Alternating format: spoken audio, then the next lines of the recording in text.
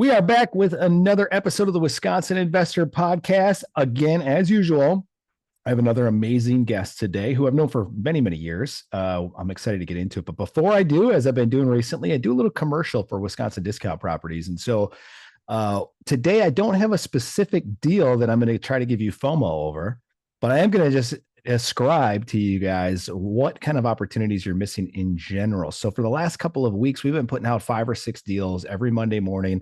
These are all off-market deals to the Wisconsin Discount Properties buyers list, which is much smaller than MLS. So if you're trying to buy on MLS, you're up against a ton more competition than what you're up against on our buyers list. But with that being said, all of them are selling.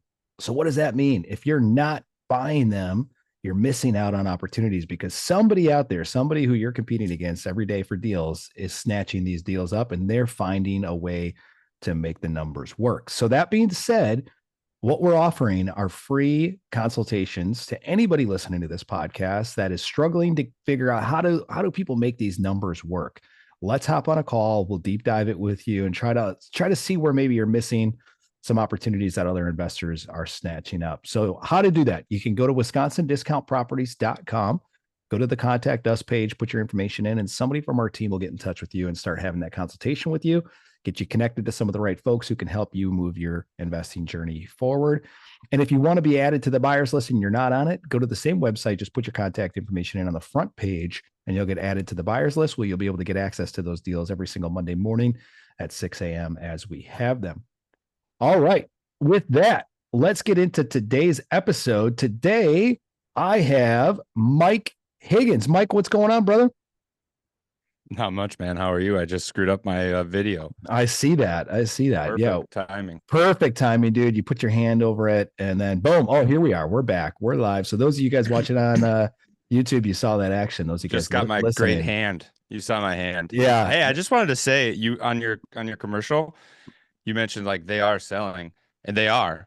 I'll just let anybody know. Obviously Corey and I are not business partners. We are not affiliated. We are in the same market, but their team is crushing it. They're putting out, I think, like 6 deals last week, 6 deals this week. Mm-hmm. So yeah, you really are missing out. Yeah. Just well, we had a couple episodes before this one's going to air. We had a couple on here, also homeschoolers, and they brought something up interesting. They calculated how many deals they projected they personally missed that were like in their buy box just because they didn't have enough time to really evaluate them or anything like that. Last year, they figured probably 20 to 30 deals. And we did the math on that. If you're making, say, conservatively 15 to 20,000 a piece on those deals, I mean, you're missing out on $500,000. I mean, it's just hitting your inbox every single week and you're just missing out on that because you don't have the time. You don't have the lender set up. You don't have the team set up. You don't have any of that kind of thing set up. So there's tons of opportunity out there. People always say, oh, I can't find a deal. It's like, we're literally sending deals every single week to people. Would you say that's the average that people like usually 15 to 20 is a pretty good rip on something? It depends. Every person's different, right? And I look at like how big of a project is it going to be. I really look at my profit per hour. That's more so what I look at is, so if I'm going to make $15,000 or $20,000, but all I have to do is make a couple of phone calls to some GCs or whatever the case is and let them handle it. That's great. Well, that's another good ad for here is like, you can listen to this podcast, you can go to the RIA, you can go to the events, and then a lot of people just go home, but go home and set those things up. Mm-hmm. Set up the lender, set up the contractor, set up the buy box of exactly what you want. So then instead of it taking 5 or 6 days, when you send out a deal on Monday and you need to have offers by Thursday, you could get a deal. I mean, I think that thing hits my phone at 8 a.m. Mm-hmm. and you should know by 8:30 if it's a good deal for you or not, right? Yeah. So yeah. Sorry, I didn't mean to take over. No, it was great. Actually, one of the other podcasts I laughed the hardest on, probably I was crying at the end of it. It was Andy Baim. So if you guys haven't listened to that episode, go back and listen to it. But I was telling him how I wanted to set this process up a few years ago so that somebody could, instead of scrolling Facebook while they're sitting on the can, they could evaluate a deal and make $20,000 or $30,000 in 15 minutes, by putting an offer in. So they can watch the video, they can look at the inspection report, they can run their numbers quick, boom, submit their offer, and they can have it done while they're sitting on the can. Legs might go a little name numb. This podcast Deals on the Can. Deals on the Can. Maybe we'll go back and change it now. Yeah, this is another episode of Deals on the Can. I kind of like the way that rolls, man. Mike, enough about that. Let's get into you, buddy. Let's talk about, like, first of all, you've been in this game for a little while now. How did you get started? Because I knew you as personal trainer, Mike. prior to real estate, Mike. Talk Yeah. about when you made that transition, what got you into real estate and how long you been here? Yeah, I think rewinding the clock, probably I think it was 2015, end of 2015. I actually got my real estate license. We bought our first house in 2014, year before. Okay. Realtor that I was with at the time. I mean, rewind totally. My dad's in construction. My first job was with my dad in the summer, roofing houses. I was picking up shingles off the Uh, ground. I I got into went to college, got into an outside sales role, but always had this entrepreneurial bug, kind of like it yep. was with Hmm. a direct sales company, and then you're always like taking jobs that are kind of sales related because your ceiling is always exponential and your floor is very limited. Hmm. So there's always this entrepreneurial bug. We ended up buying our first house, primary residence in 2014. My realtor Yep. at the time was like, "Man, you got to get into real estate." So 2015, I got licensed, and my first full year, I sold 31 houses while having a full-time job. Then I sold 44 houses the next year and decided that I would go full-time as a realtor because Wow. that I knew that buying real estate is kind of what I wanted to do. Okay. And I figured being a realtor gave me a good option, an opportunity to like understand my market at a high level, Mm, which I do still believe is true to this day, but it's also kind of a slippery slope because um like I became a realtor, which wasn't mhm. the goal. Okay. However, it was actually still a pretty good stepping stone to get to the goal. And I'm still, Yep. I guess the other thing is like we're never at the goal. We always Right. continue to change the goals. So but that was kind of the forte into real estate. And then, sold houses as a realtor, did a couple flips here and there with a couple different business partners, Okay. or I guess I'd probably say joint ventures Okay. to be more correct on the terminology. And then end of 2019, kind of beginning of COVID, or March, April of 2020, just decided to go direct to seller. Kind of had this thought of like, if I have $100,000 house as a realtor, I could list that house. And let's say you give up 3% commission on both sides of the project or Hmm. of the transaction, you're going to make 3 grand. Hmm. Well, I also know that I can buy $100,000 house. I can put 25 to $50,000 into it and sell it for 200,000. So Hmm. same house, same project, same amount of effort really to find the deal. Hmm. And you can make 3,000 in one, or you can make like 25 to 50,000 on the other. So Right. for me, that was like, oh, let's do more of that because we have a big family. And the last thing Yeah. I wanted to do was go show houses from 4 p.m. to 8 p.m., write offers from 8 to 10, and then hope to God the offer got accepted so that I can make Yeah. $3,000. Right. So Right. that's kind of the, in a nutshell, quick, The, down and the dirty. the evolution of it. Yeah. Talk to me about the like when you said you always wanted to get into real estate. Was it because of like you said you mentioned first of all working on the roofs and stuff like that, but what was like the money bug for you? Because there had to be some kind of financial thing that triggered in you that was like, hey, real estate's a great way to go. Did you do like what all of us do and we read Rich Dad Poor Dad and then you're like, let me get into it that way? Or like what was the spark that was like, hey, I want to get into this whole buying real estate thing before you started to see the dollars and cents of going direct to seller?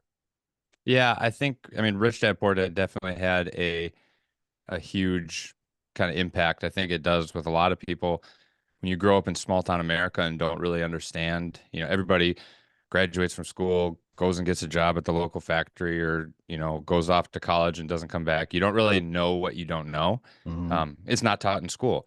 Yep. I think the other thing that was interesting is growing up in construction around houses, renovating homes, Mm-hmm. kind of, it just seemed easier to me than maybe it does to most people because I grew up roofing houses. I grew up putting siding on houses. I grew up renovating houses. And it was just, that's the norm. Mm-hmm. So when I look at a deal, I'm like, oh, I could buy that and I could fix that up pretty good.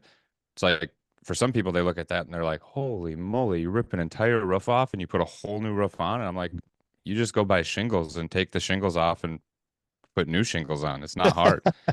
So perception, I think, was, I think we are probably a product of our upbringing a lot more than we realize. And Mm-hmm. lucky for me, lucky blessing or curse, that was my upbringing. So Yeah. it seemed like a pretty natural vehicle. Yeah. That's awesome. So yeah, because you did personal training too before you became a realtor, right? Yeah. You were doing the nutrition Anytime supplement Fitness. stuff. Anytime Fitness, that's right. Yep. And I had my studio kind of real close to you guys, I think, where I was running my little studio. Yeah. That's where we first met, I believe. You would always come in to work out. Yep. Yep. Before I'd go train our clients up. Yeah. Awesome, man. So now are you pretty much, so you have a business partner now, right? Or Yeah. how's your Yep. structure now at Blue Badger Home Buyers? What does that look like? Is it Yeah, we're structured. We're 50/50 partners. We're predominantly a fix and flip company. I don't, you know, we don't always flip. There's so many different strategies, and like we do everything because we're also okay? licensed. So we have an Okay. in-house realtor. So we list properties, we'll novate properties, we'll fix and flip, we'll wholesale. We're not very good at wholesale. Like the Mhm. reason we decided to go to fix and flip model is because the the quantity of the leads that we have, we don't have a lot of leads, but the Mhm. leads we do have are really good. So, like where some people will do 100, 200, 300 deals a year, we'll probably only do 30, but our 30, somebody will do 100 at 10 to 15,000. We can do Mhm. 30 at like 40,000. And so we just take a little bit more time. So that's probably predominantly kind of our main bread and butter. Um, we have two construction guys that work pretty like directly for us, and then we Okay. use subcontractors for all the other projects that we do. Okay. Are they on staff or are they 1099 guys? Your construction guys. 1099. Okay. Everybody's 1099 here, Okay. Cool. And so which is that's an interesting conversation for another day that about having employees, et cetera. So well, we don't have to save that for another day. We could talk about that today if you want, Mike. What maybe we'll see where we go. well, let's talk about that because I think at our company we have about 15 employees. Some of them are virtual assistants, but the majority of them are in-house, like in our office in Green Bay. They're Yep. all W-2 employees for the most part. I have one intern right now that I think is 1099. And then the VAs they're VAs, so they're kind of like 1099ers. But Right. talk to me about that. So all of the folks that you guys have helping you are all 1099. You have no in-house employees. Is that by design, or is that just kind of where you guys are at currently in today's business? Yeah, I mean it's a little bit of both. It was kind of by design in the beginning just because of the nature of the business, bringing on a realtor that does all of our listings. They're with a brokerage. They're not really a W-2. So like they're kind of, that's why people get into real estate is because they don't want to be a W-2, Right. right? Right. So where you guys might outsource that to take action and it's not Mhm. like in-house Mhm. specifically, we Mhm. kind of have that under our umbrella, but they're still W-9. And then, subcon fix and flipping, it's tough because there's different subcontractors that we use, but Mhm. we can't. They were in business before we were in business. So to Right. say, hey, you guys only work for us Mhm. is they're never going to go for that. Yeah. But on the flip side, we try to keep them busy enough where we're priority. And, Sure. and then we have two guys that do like they only work for us. Okay. Um, they don't have their own companies. They're just, a couple handymen, a couple contractors that were working for somebody else and they worked on a couple of our projects and asked us. So it's a little bit by design. I think also uh, the perception of W-2 seems scary Mhm. because for me, you don't know what you don't know. A lot of people don't know what they don't know. You got to pay, this insurance and that insurance, and you got this salary and that salary, and then you got workers' comp, and happens if somebody sues you, or what happens if somebody gets hurt, or then they have Yeah. a baby, and you got to pay for that person, and they're not even there, and Yeah. so, I mean, it's probably not as bad, most things, as people perceive it to be in their head. Sure. Yeah. Well, 1099 is definitely the ideal way to go. You get out of a lot of the just payroll tax in general. You don't have to pay payroll But you tax. have less, like I'll do air quotes, control if you're You have a listening. lot Like less control. not that we're in business to control people.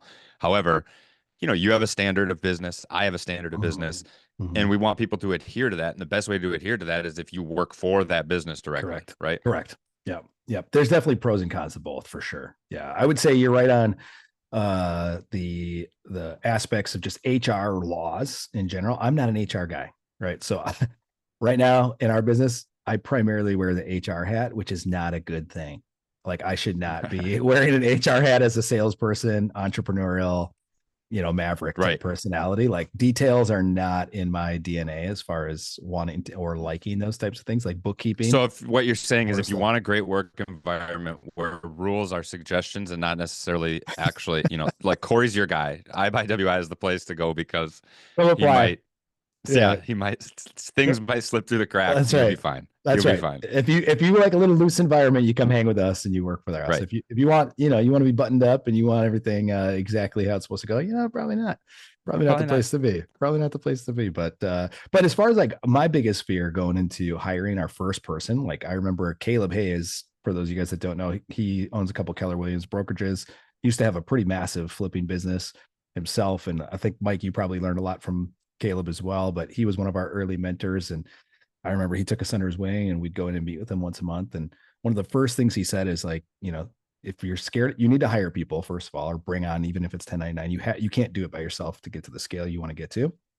And if you're going to make a hire, just save up 3 to 6 months of their salary. And then if they don't work out, then, oh, well, Right. it's not like you lose out on that money. You just save it up and it's kind of sitting aside. So you don't touch it. And then we're like, well, how do we even pay someone? Like, I don't know all the rules about paying anybody. Like, that was my big roadblock, was like, how do I actually like administer a payroll? Like, Mm-hmm. do I write a physical check, but then how do I do the deductions for all the stuff? And then how do I submit that? And thankfully we are in the information era and there's a lot of great companies out there. Like Gusto is one that we used originally. We're actually probably going to go back to them for our company because they're very simple. It's very easy. You just put in their salary. You can set them up on auto. If they make the same thing every 2 weeks, you just click set auto pay and boom, every 2 weeks they do it. They submit all of your quarterly crap and all the other stuff that I don't know about. It makes it very easy for business owners. So, Well, and I think one of the things that you said, but without saying, is finding somebody who's done it before you is mm-hmm, like the ultimate cheat code in you turn what I'll say is decades into days, where it mm-hmm, took Caleb 10 years to figure out how to optimize that system. You mm-hmm, guys learned it in an afternoon sitting with him, yeah. right? So then all of a sudden your learning curve just went from 10 years to 10 hours. Mm-hmm, And now the next person, you can show that to somebody else. You know mm-hmm, what I mean? Same thing for me with funding our first deal mm-hmm. was, like Wayside Greenleaf Bank, I think was at the time he Oh was doing yeah. a lot of deals with. Yeah. And it is wildly different for Mike Higgins to walk in there and say, "Hey, Caleb wanted me to come over and talk to you because I got this property. Here's blah, blah, blah," versus me just walking in off the street saying, Right. "Hey, did a couple deals and here's my little brag book. And, Mm-hmm. hopefully take a flyer on me." Like a direct Yeah. referral is priceless. It So same is. thing with setting things up is like having somebody that's willing to help you can really compress time for you. And so, you're sitting there being able to pay people year one Mm-hmm. versus year 10 and just Right. figuring it out. Yeah, that's such a great point. And I think there's a couple points to that, Mike. To your point, to my point, is networking events are huge. So, and there's tons of opportunities across Wisconsin to get involved in networking events. So there's the REI Success Hmm. Club, which we run. We meet on the fourth Tuesday of every month in Green Bay. There's Wisco RIAs that you can go to all over the state. There's caffeine and cash flows all over the state. I know down in Milwaukee, there's a few other RIA groups and some other opportunities down there to get involved in different meetups at different times of the day. But that is so huge because you're going to meet somebody if you go there with intentionality and you actually talk to people and you don't just sit in the Right. corner by yourself and then dip out as soon as the talk's over. Like the networking is the piece to do and just meet as many people as you can. Like you said, you can take decades and turn it into days. I love that, dude. That was such a great little line. Hopefully we're going to use that for one of our YouTube shorts right There there. it Cause is. that was money right there. But that is true. We do that in our company. So all of our employees that come in, most of them want to invest in real estate, which is why they come to work for us. And then, like you said, those connections, like I'll directly connect them to some of our lenders and it just speeds up their process. A lot of times the lenders will even tell us, well, if they work for you, I know they're probably good for it because they got a lot of support around them. Right. So they want Right. to know that That's exactly it. people who've been there before are kind of wrapping their arms around some of these people. So that's so huge. So finding somebody or coming to work for us, just if you like a loose environment, you want to get connected, you just come work for Right. us. Right. HR is a suggestion, not a policy. It's more of a, We'll put that up as a sign in our office and see right. see, see how quickly I get sued by one of my employees after I put that up there. I'm sure. Let's not do that. Let's not do that. Talk about, so you are primarily fix and flip, right? Yes, sir. Do you guys buy and hold any properties or is it all fix and flip? Yeah, so we will. A lot of times they're primarily the properties that we can burr out of completely, or they're going to be in a really, really good like spot, Okay. where Okay. we know that 10 years from now, it's just a no-brainer, or it's a great Mhm. school district. Last year, out of I think we held 4 properties. and then, flipped, well, I'll say flipped air quotes 30 deals. Okay.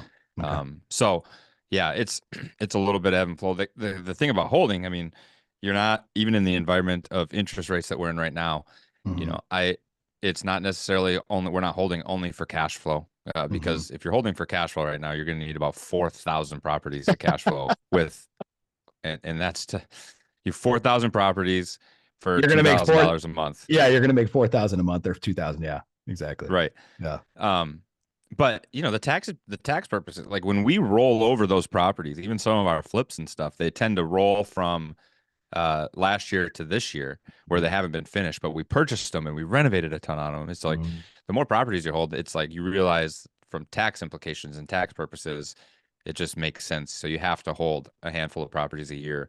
Yep. Otherwise, you can either hold your own real estate and pay yourself, or you can not hold any real estate and you can pay the government. So Yeah. Yeah, exactly. One of my favorite things to do in real estate is legally not pay taxes. That's right. my favorite strategy. People are like, what's your favorite real estate investing strategy? I'm like, legally not paying taxes. That's it. Yeah, However, and I it's a can do weird that. thing to get over, right? Because you're grow up investing for cash flow. Like that's, Mhm. you get started, you're like cash flow. And then you realize that it's not necessarily cash flow in the sense of like $500 a month, but it's like, oh, this property offset $300,000 of earned income. That's still cash flow. That Yes. $300,000 was still cash flow to you, right? It just didn't come Yes. from that house, but in a 100. backwards kind of backdoor way, it came to you from that house, Correct. right? So the key is you just got to continue to do that every Right. year. Right. And I don't know. Yeah, it's the legal way to go about not paying tax. Yeah, and I love that you said that because I always say this too. Like with some of the apartments that I bought early on, I bought a couple apartments in 2019 and 2020, I think it was. And for like 2 years, I hated them. I was like, these are so lame. Like every time a tenant moves out, I got to spend 10 to 15 grand to redo the unit. And like, I don't make any cash flow. Right.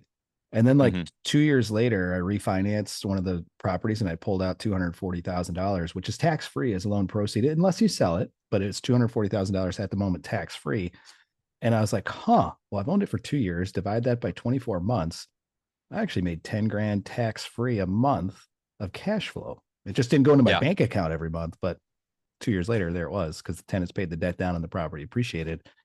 And there it was 240,000. And I still had 20% equity in it when I refinanced that Yep. thing. So it was huge. Now talking about the tax benefits, there's something called cost segregation studies. If you guys aren't familiar with that, I'm not an accountant, disclaimer, but I will tell you it's the eighth wonder of the world. And hopefully this year we get to go back to, and hopefully by the time this episode drops, maybe some of the tax codes will be put in place to go back to 100% bonus depreciation, which is a whole nother episode. We had Jake Calwerts from CLA on here a while back in one of the early episodes, and we broke down cost seg studies. So if you want to go back and listen to that, or we can bounce that. But are you guys doing cost segs, Mike, on your stuff? Not yet, not right Okay. now. Okay. But I'm very familiar with it, and it makes a ton of sense. I'm just not sure, if we're going to hold this for the next 29 years, Mm-hmm. right? So it's any of that recapture. So right now we're not at a point where the cost seg we need it because just buying the properties and being able to write off a lot of the renovation stuff that rolls over is good enough to show that we don't make any money Nice. with the depreciation that we have. But it's absolutely, I mean, as the organization grows, it it makes a ton of sense. Yeah, no, that's awesome. Yeah, if you don't have to do it, that's great. But the possibility to do cost segs, what that basically means for the audience out there is if you make an active income, let's say, you've got one of the spouses, let's say you're a married couple, one is a doctor, highly taxed, high income earner, and then you've got a stay at home parent or spouse, right? Stay-at-home person becomes a real estate investor per the IRS law and standard, and you can go look that up of what the requirements are for that. You do have to be actively managing or involved in the business, so you have to be involved in it.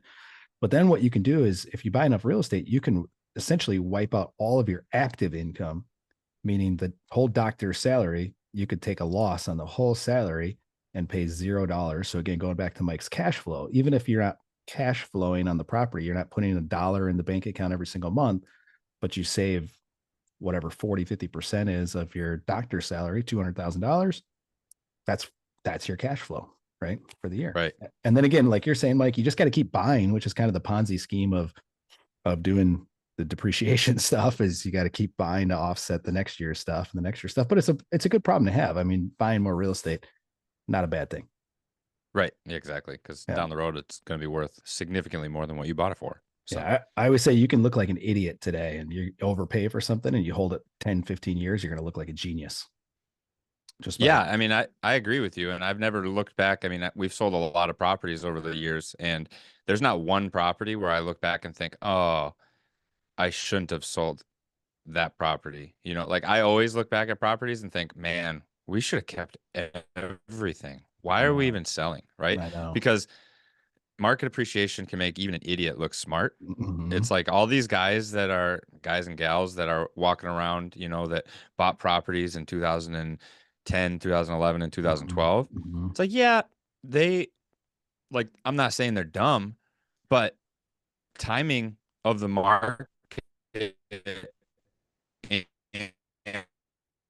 and just having owned real that equation than how smart they were. It's just it's just the reality of this situation, right? Yep. Yep. Because 15 years of owning a real estate asset, especially from 2010 to 2025, probably the best 15 years that you could have ever owned real estate so Mm-hmm. far. Mm-hmm. And you just that person's just lucky to have been alive and been in a situation where they could afford that real estate in 2010. Mm-hmm. It's Mm-hmm. not like they had a crystal ball and were like, yeah, from this thing's gonna double in price from 2010 to 2020. Oh yeah, and then it's probably gonna double again from like no, they didn't have a crystal ball. They just bought Right. at the right time. Yeah. But that's not to say you couldn't buy something today and in 2040 you could look like the genius. Mm-hmm.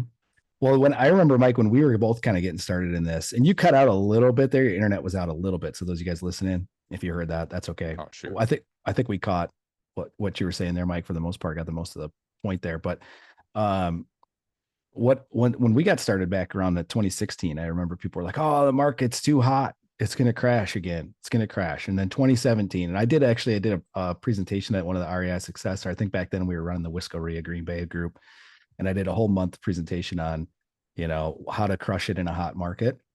And I just showed all these news clippings from every year of like 2016, 2017, 2018, 2019, 2020. Every year, somebody was out there predicting the market was going to Mm-hmm. crash and the market was too hot and you can't make any money in this because you're overpaying for properties. And now it's 2025. They're like, damn, I wish I would have bought more between 2016 and 2020 or up until today. So in investing, if you're in the financial world, financial investing, stock market stuff, there's something called dollar cost averaging, right? And so the key of that is you just consistently keep buying. You buy in the good times, you buy in the bad times, and overall, long term, you're going to make money, right? It's the same thing in real estate.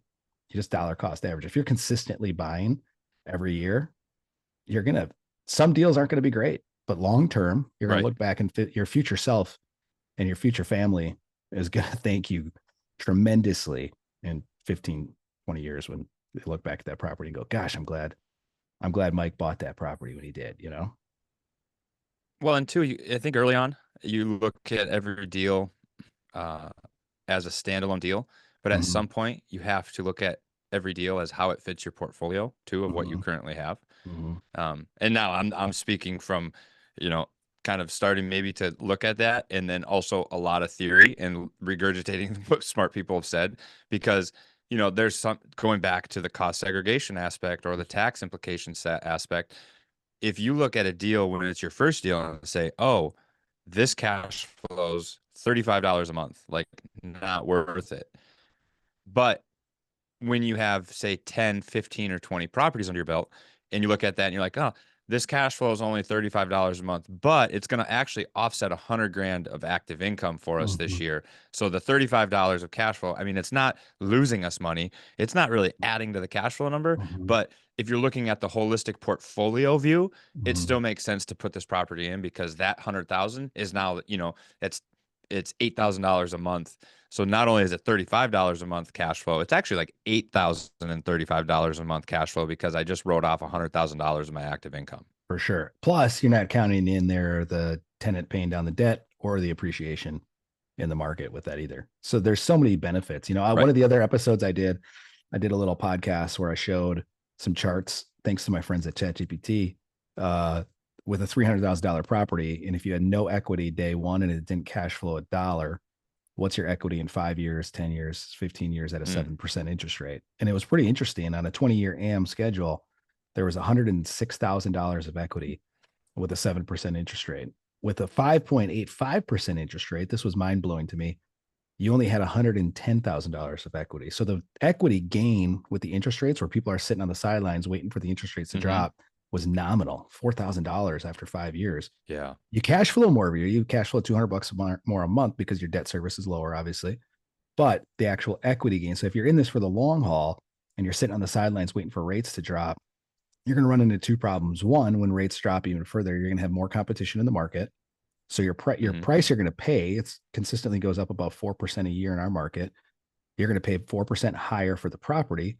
Plus, you're going to have more competition, which may drive that price up even higher. And now you've wasted all of this time. You could have gotten the clock ticking. You could have started that clock a little earlier to start having that debt pay down even faster. So it was pretty interesting. Speaking of your friends at ChatGPT, this is a new segment I'm running on your show called Artificial Intelligence in Wisconsin. And it might be the one and only in a very short segment, but are you guys finding a way to use AI in the business right now? Or is it something that we're still figuring out? For us, I'll give you like kind of how we're doing it is we have an AI, basically like audio chatbot type thing built into our CRM. So it can actually take calls for us. Like say if we are on a call or in an appointment and we get a call, it'll automatically pick up, and it's surprising how good it is. I did a post on my Twitter, my X feed, with it interacting, and we've probably had it take about 10 to 15 calls right now, and only one has been like hung up, don't want to talk. So it'll do a live transfer and everything. It's awesome. And then also we have it just analyze data for us, just like analyze our spreadsheet or analyze. But I'm just curious, like, with AI's the rage, right? With everything, are you guys seeing a use for it in your business too? And what does maybe that look like? Yeah, we're actually in development for our own AI call bot person as well. We haven't launched it yet. We're still refining it and doing, mock calls to figure out where it's broke. But dude, it was amazing. I did a couple over this last weekend, and I recorded it, and the same thing. I'm just amazed at like the conversation it could have, and it messed up a couple things that we got to tweak, but overall I'm like, this thing is unbelievable. Like this can take calls. Yeah, but it's like 80% good, and it can take 24/7 calls, and now you're not paying a call center. You know what I mean? Yeah. 24/7, this thing, no 365. It's amazing. So that we're working on. We use ChatGPT now. I pretty much use it anytime I have a question now. I'm like, I wonder about this. I run it through ChatGPT, and it's amazing. It takes 30 seconds to analyze anything. Any new business, like I was looking at adding on a couple verticals into our business, and I'm like, I just run it through chat. Chat tells me good, bad, or ugly with it. Is it good, bad, or ugly? Breaks down the pros and cons. I was looking at maybe starting new construction in apartments. It's like, hey, what if I just build some apartments? Here's how much capital I have. Here's what my plan would be. I'd want to burr these things after I stabilize and get it all rented and all this stuff. And basically it was like, no, it's not a good idea.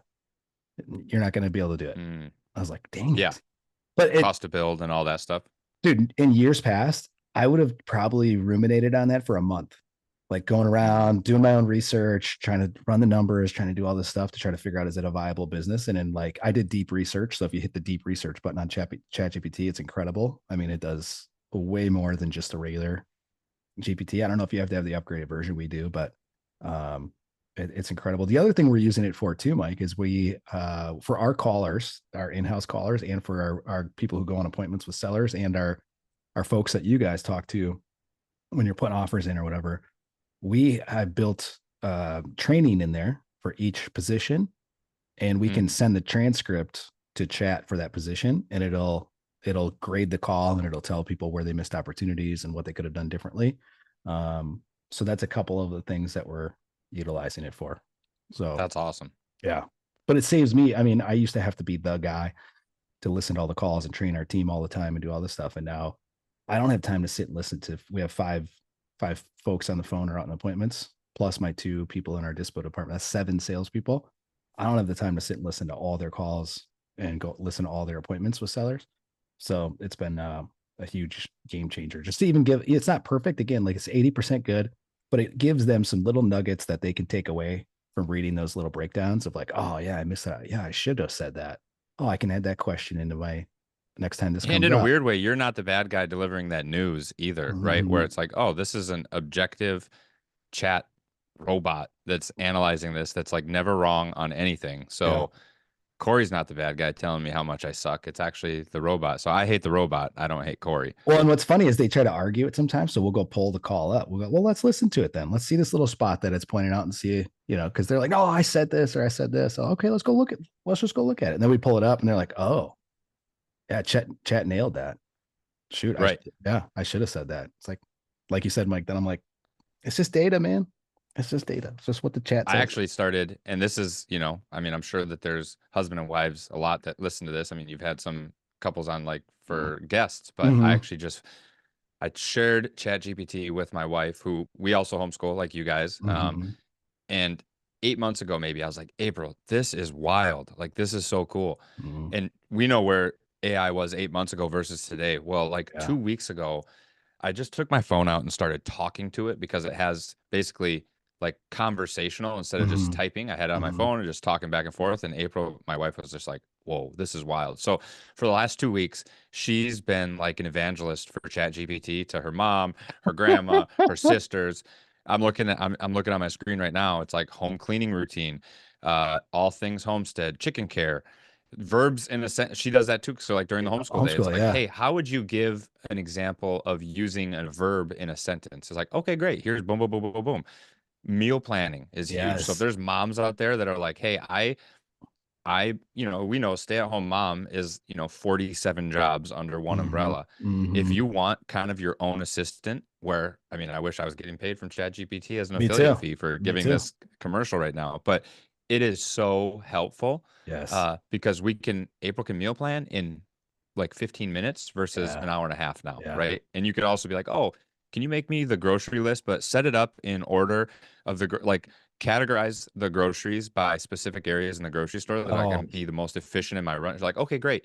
Here's the produce section. Here's the dairy section. Here's the meat section. oh my So, gosh. That's I mean, awesome. Yeah, yeah, because it's pretty wild. I'm using that now if my wife ever gives me a list to go to the store because I end up just aimlessly like it takes me an hour. She's like, she always is like, I'll just go because it takes you forever because you don't know where Right. anything is in the store. But now I can just I just use chat for everything, dude. It's the best. It is. Yeah. Start out using it as Google, like you said, and then it'll Mhm. morph from there. Yeah. Health wise too. So health is a big thing, right? If you don't have your health, you got nothing. None of this business stuff matters, right? So for me, I've been working with a trainer the last year virtually. They're setting up workout plans for me and meal plans and all this stuff. And I'm kind of like, I'm not really getting the results I kind of want. So I just went into chat. I was like, hey, chat, I'm 40 years old. This is my goal. This is what I like to do. Blah, blah, blah, blah. Can you make me a workout plan that's going to be under an hour for, 4 or 5 days a week that's going to help me achieve my Mhm. goal? Spits out a workout plan better than any sorry trainers out there, but you still need your trainers. You still need somebody to kick your butt and make you do it. But for this purpose, if you're just looking for a workout plan, nutrition plan, meal plan, it's so easy to do. Well, And that's a reason that's what holds a lot of people back, is like having that plan. And I did the same thing, having some health issues last year and whatnot. It's like I will oftentimes have kind of these post symptom kind of like symptoms. mm, I will freak out about it, and then I'll just literally go to ChatGPT. I have it on my screen right here. Is I've had numerous half-hour conversations with ChatGPT, yeah, acting kind of like as a medical professional or a yeah, practitioner, I'll say, yeah, where it's like, well, you're not a doctor. However, it's pretty dang smart, and so far everything that like my doctor has said or the yeah. specialist for the heart or the neuro or anything, ChatGPT is like, those are the things you should do. So then I report back and I'm like, man, this is pretty wild. It is pretty cool. This is going to be kind of gross for some of you folks, but I did a little stool test recently. Uploaded my PDF of the stool test because I had Yeah. no idea what the heck it was meaning. Hit the deep research button. Then in about 15 minutes later, boom, everything you could possibly want to know is in there. And then I met with the functional medicine doctor who reviewed everything. Exactly what Chad told me. Hmm. It was awesome. Now, the functional medicine doctor did give me a couple other cool recommendations that Chat Chat just was kind of I probably could have got from chat if I would have prompted it more afterwards and Yep. had to break it down further. But it was pretty incredible. I know, like I had Zach Morgan on here recently. He's using chat. He built his own deal analyzer in there, so he just Yeah. uploads the details and it breaks down the deal for him. And that's something I want to start doing as well for our team, is just come up with a standard. Here's our deal analyzer in chat. Boom, they just use it like that. Yeah, But and it's there's so like many anything things. else. It takes time to build it on the front end, right? But Mhm. then it actually saves you a ton of time. I mean, because how many deals do you guys analyze a week, would you say? I have probably 30. 30 deals a week, right? So Mhm. if you could build something that maybe takes 2 hours to build, and Mhm.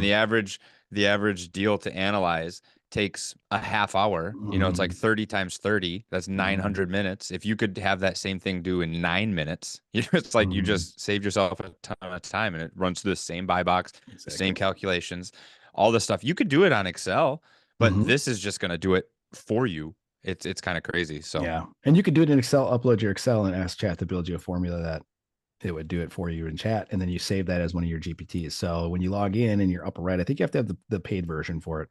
But then you can go to my chats and you just create a chat in there that then it's just that's you yep, just name it deal analyzer. And then every time you go in, you click that little deal open analyzer when that you want one. to run, and then you run it through and boom, bada bing. But you can upload, like we've used it for legal documents. Like we were trying to find we recently wholesaled a condo in Oshkosh. And one of the big question marks when we were locking it up with the seller was, are you able to rent this? Right. With a condo, some condo Mm, associations will not allow you to rent it or Airbnb it. Right. It was on the water in Oshkosh. So, I mean, great exit strategy for somebody's Airbnb it if you can. We just uploaded the condo docs in the chat and had it look for anything in there that talked about renting or short term renting. Boom, pulled it yeah. right up, said, does allow what, short term rental or rental online, blah, blah, blah, and the kind of Yep. thing, which normally we'd have to sit there and just like try to scan it, might miss it, just uploaded the PDF and it read it for us. It's incredible. Legal Yeah, documents it's too, crazy. formats like joint ventures.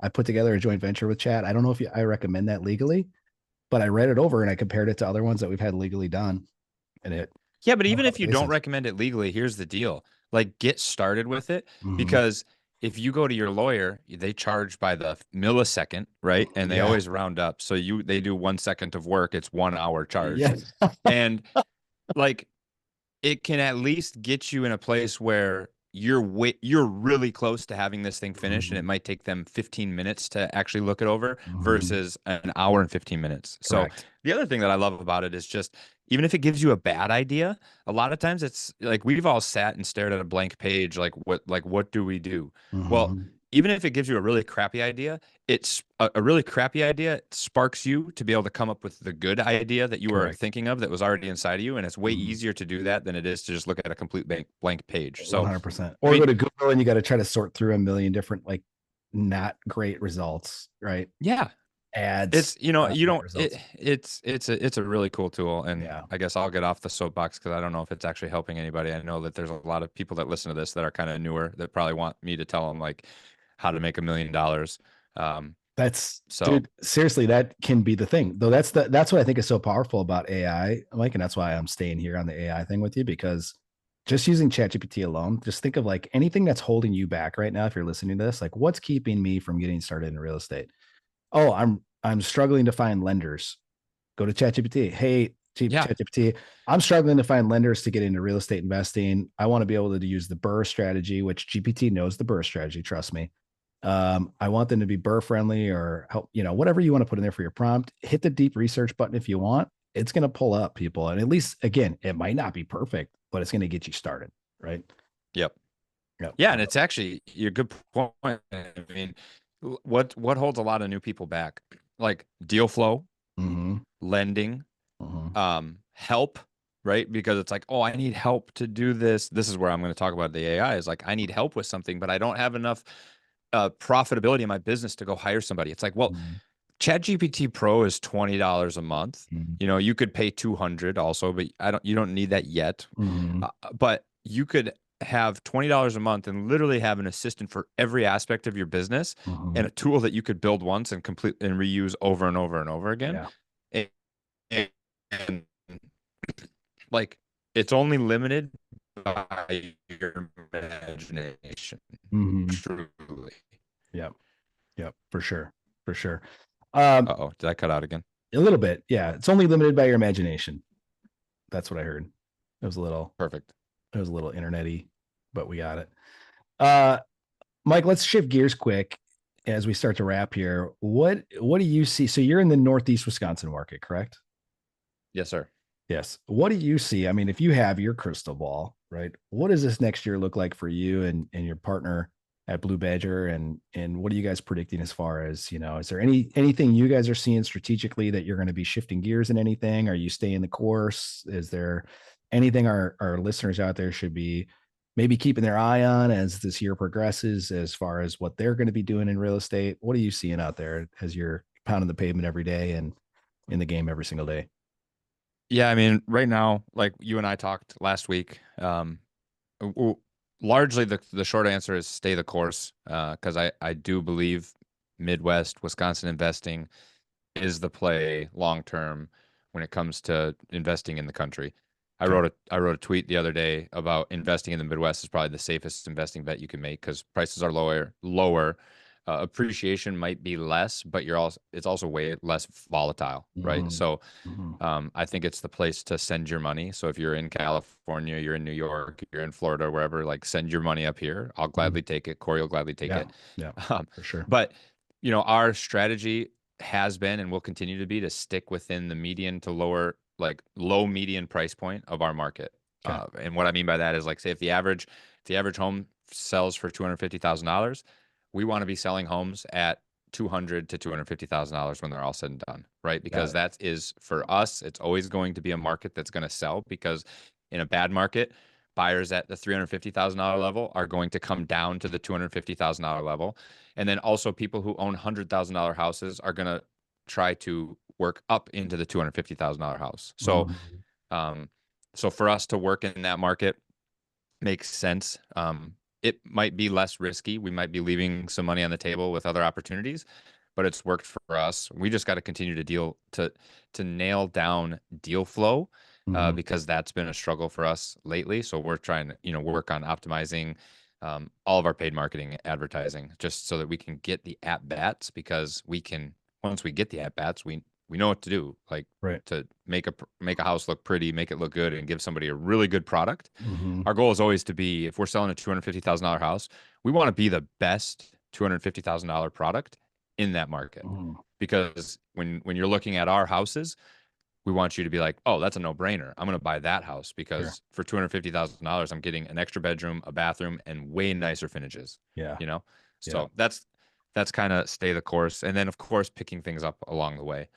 Um, really trying to focus on that. You guys did a really good job of this 5 years ago. I mean, I don't remember exactly when, but when you went away from we're going to try to do everything with deals Mhm. versus like we're a wholesale company. That's it. Mhm. Mhm. And I think that was one of the best decisions you guys, I mean, outside looking in, Mhm. I don't know the inner workings of your business. I know we're in the same market. We do this, Right.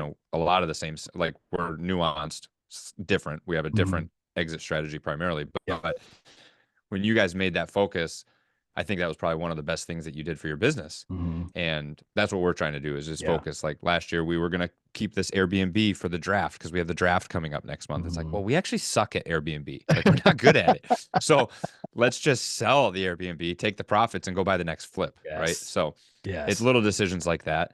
Uh, and I say that to say, like, oh, we got this figured out. We know exactly what we're going to do. It's a battle every day because it's like, Yeah. oh, what about this 3 unit? Like, Mhm. Mhm. let's separate each unit and blah, blah, blah. It's like, no, just freaking do the thing. Yes. Do the thing. Yes, that So, is, dude, for us entrepreneurs and our personality types, that is the hardest thing about real estate, I think, is staying the course. Like as you're saying this, I'm like, Mike's preaching to me right now because I'm doing the same thing in my head. I'm like, oh, should I go build apartments? Thanks, chat, for right. telling me no. Thanks for telling me that no, because otherwise I probably would have started the process years ago. And then I'd be like wasting all this time. And in general, and in reality, we just need to be the best wholesale company in Wisconsin, maybe in the country, and just be, that needs to be the focus and the goal, right? And there's other things that Right. are going to But come along, and we're going to take a little piece of this and a little piece of that. Like creative finance is another hot topic, right? A lot of people want to talk creative finance. I tell you what, we do some creative finance deals, but it is not our focus, right? We're decent at it, We know good attorneys that can help us with a lot of that stuff. Now we have ChatGPT who can help us with that. But I'm telling you what, like if you're out there and you are listening to this and you are trying to make a deal of every single deal that comes across your plate, you're going to waste a lot of time and you're not going to be able to find a deal. So you need to be deal finders, not deal makers, right? If you can Yeah, be, and going back to your apartment example, like just because you're not going to build ground up apartments doesn't mean you can't get in the apartment game. Like mm-hmm, if you focus 100% on your wholesale business mm-hmm, and you become great at wholesaling and your profitability goes from let's say 1 million a year to 1,200,000, well mm-hmm, now you have $200,000 that you can put into an apartment. mm-hmm, Let yep, somebody else build it from the ground up and you invest in that apartment mm-hmm. complex, Just be right? passive, right? Yeah. And be a passive, because Mm-hmm, it's like every little micro decision you make is going to add up and mm-hmm, completely, it's going to stack and stack and stack. I mean, Brandon mm-hmm, Turner talks about the stack, right? It's a little bit different where he's talking about buy one, then two, then four, but every little investment you make stacks on top of the other one. So, mm-hmm. um, yeah, I think that is the focus of Mm-hmm. this year and needs Yeah. to continue to be. And I would encourage you have to get to a specific point for that though. Like in the beginning, I think you and I's personality actually lends favorable to us because we're willing to try everything, Mm-hmm. and you kind of have to try everything to figure out what the thing is. But Mm-hmm. then over time, as you're like, oh, this is the thing, Mm-hmm. then you have to stop trying and you have to go all Focus. in. And then you can only go on to the next thing once you have this thing. Like if you had iBuy going and you're spending 4 minutes a week on it and not in Mm-hmm. the business every single day, I Mm-hmm. think that's a different story. But while you're 100%. still actively in it, trying to get it to that Mm-hmm. point, Mm-hmm. it's probably let's not let's just keep the blinders on For and sure. focus here. Yeah. And that was last year. That was my main focus. Like we were starting to go the wrong direction. We had to step in. So I stepped back into the business full time and took it back over, started getting the plate spinning again, full speed, putting now some leadership in place and some layers of leadership so I can not that I love our business. That's not that I never want to be involved in the business, but I want to be able to be creative and innovative and be able Yeah. to go out and look for either other verticals that are easy to implement or um, how can I make our team even better? So being Right. in it every day, I'm getting caught in the minutia and the details. If I can be above it a little bit and outside of the day-to-day stuff, I can start to see some of the bigger opportunities that may be out there, but I can't let it get shiny object. And now we're doing a new development somewhere else. Like that's Yeah. I want to, but again, just look at like not necessary. Stay the course. And I think We go from wholesaling real estate to like we're gonna open a Mexican restaurant in Indiana. Like it's like, oh wait, this li- because there's not a lot of them there, and there's a ton of upside. It's like we only see the good and everything. dude, So you're like, oh, this 100%. is such a huge opportunity. You don't know. There's like no Mexican restaurants in Indiana. We have to get in on this. Dude, what's so funny? We just got down to Florida to our place down here. We road tripped it down. And as we're driving, like my wife is doing her chat GPT stuff and she's working on her own little business over there that she's creating. Kids are all doing their thing in the back. So it's just me and my thoughts for 10 hours. And every town Mm, we drive through, I was like, oh, we could open some franchise here of this. Like, I wonder if there's a franchise that I could go buy the franchise and start here. I'm like, no, wholesale real estate. But right. look over there. Dude, it's so funny. You nailed it. That's exactly what it is. It's a That's it struggle, man. The struggle is real every day. for sure. Yeah. Well, Mike, we're going to wrap here, buddy. I know we've been on here for a while. I know you got things to do. You got houses to buy and flip. So I appreciate you taking the time out to be here today, brother. Before we end, though, we always like to end with a little fun question. So, what is your favorite Wisconsin tradition or place to visit? And the reason we ask this for those of you guys out there is if you're not from Wisconsin, as Mike said, you got the California money, the New York money, whatever it is, and you're like, gosh, where could I put this cash, right?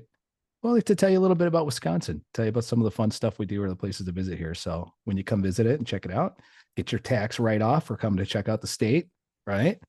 You know where That's to it. go, right? Maybe go to a Packer game or something. Oh, Maybe we check out crepes. the Brewers. Oh, yeah, the brew Jiminy. crew. Yeah, have a Yeah. beer and a brat out there.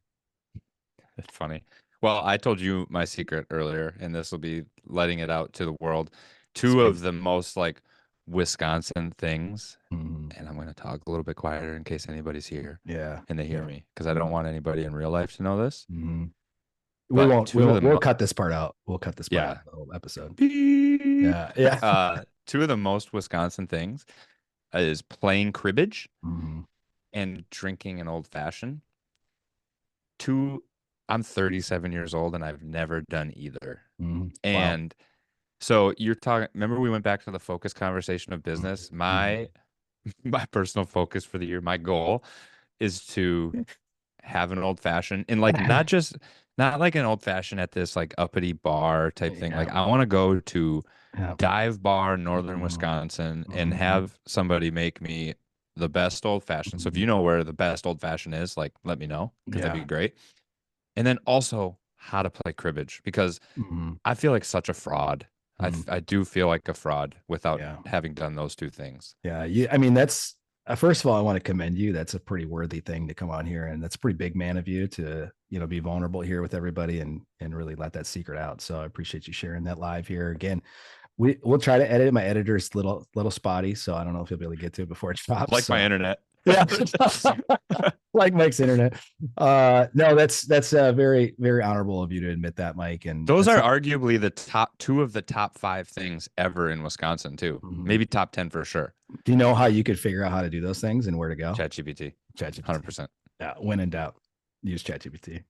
Mike, if That's somebody awesome. wants to get a hold of you, besides going on ChatGPT and asking how to get a hold of Mike Higgins, what's the best way for them to reach out to you if they want to talk flips, Wisconsin real estate, your journey? There's a lot more we didn't even get into today with your health stuff. I wanted to get into that, but we're kind of past time here. So anything Yeah, that honestly, the best like on the socials, I spend a lot of time on X. okay. So if you go at Meet Mike Higgins, MEET, Mike, my name Mm-hmm. Mike Higgins, Higgins. That's probably the word. That's where I spend the most time.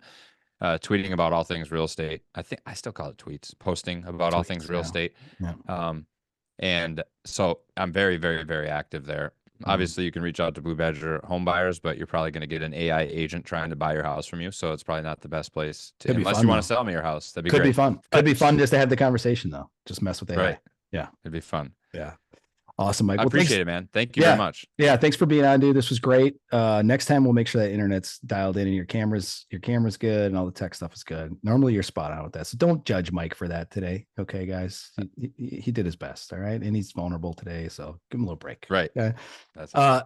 You guys, thanks for tuning into another episode. This has been awesome, Mike. This one I think is going to be a big hit for a lot of people, especially that AI section. I think people are going to dig that. I know I do. I geek on AI all day, every day. So that's always fun. If you're out there and you're like, hey, ChatGPT, where's the best place to buy off-market real estate? If it doesn't say Wisconsin Discount Properties, you need to train it and correct it. Okay. Otherwise, go to wisconsindiscountproperties.com and just skip ChatGPT, put your information in there, and you'll get added to our buyers list and you'll get off-market deals every single week. And like I said earlier, if you're sitting there going, hey, I don't know where to start, and ChatGPT doesn't really help you beyond that, go to the page, just fill out a contact us piece if you're not ready to start getting deals flowing to you and you just want to have a conversation first and see if this whole real estate investing thing in Wisconsin is the right thing for you. And we'll hop on a call with you and have a little conversation. If you got some value out of this, guys, this is the ripple effect. A couple episodes ago really hit me when we were talking about how this can really change people's lives. So if you got value out of this, you could be the one conversation somebody needed to create generational wealth for them and their families. By sharing this episode, you're helping out those people in your network. So please share this, put it on your socials, help us out, help us get the word out, and tune into the next episode.